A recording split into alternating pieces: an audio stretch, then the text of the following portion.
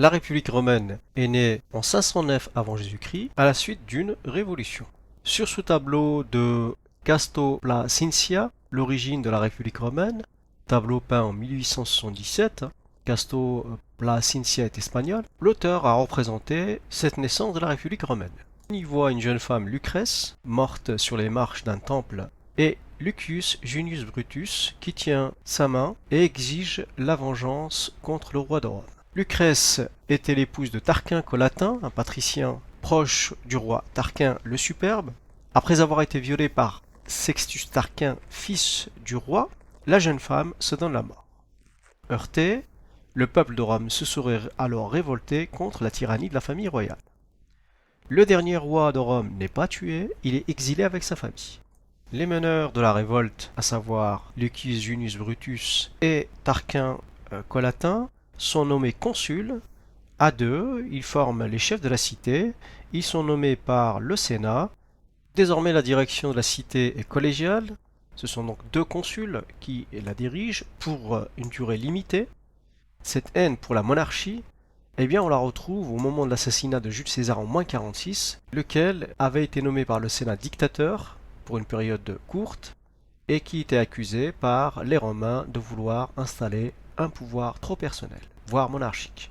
Pour rappel, la définition du mot monarchie, qui a été vue dans le cours précédent sur Athènes, la monarchie est un régime politique dans lequel le pouvoir appartient à une seule personne, alors que la république est un régime politique dans lequel le pouvoir est partagé. Ce n'est pas forcément une démocratie. Sur le plan historiographique, les origines de la République romaine sont en réalité une construction mythologique. C'est l'historien Tite-Live, qui a vécu entre 64 avant Jésus-Christ et 17 après Jésus-Christ, qui nous raconte l'histoire de la naissance de la République romaine. Bien sûr, il raconte des événements qu'il n'a pas vécus, et donc il manque d'informations historiques avérées, et surtout il est très subjectif parce qu'il soutient le système républicain. Donc à la question pourquoi nous sommes passés de la royauté à la République, les historiens formulent des hypothèses.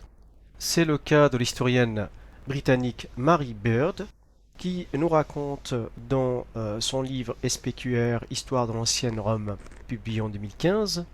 Donc elle suggère que la République est née surtout d'une révolte sociale des Romains contre le roi qui leur imposait des travaux forcés pour la construction du grand égout de la ville, le Cloaca Maxima. Dans tous les cas, Tarquin le Superbe n'est pas tué, il est exilé avec toute sa famille. La République romaine est presque une démocratie. Le mot république vient du latin res publica, qui veut dire chose publique ou affaire publique.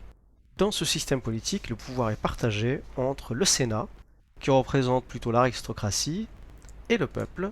Le Sénat est formé des anciens magistrats, ceux qui ont dirigé la cité.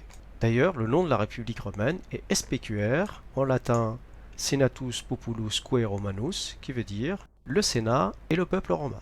Donc c'est bien un pouvoir partagé. Mais il ne faut pas croire que la République romaine se met en place dès 509.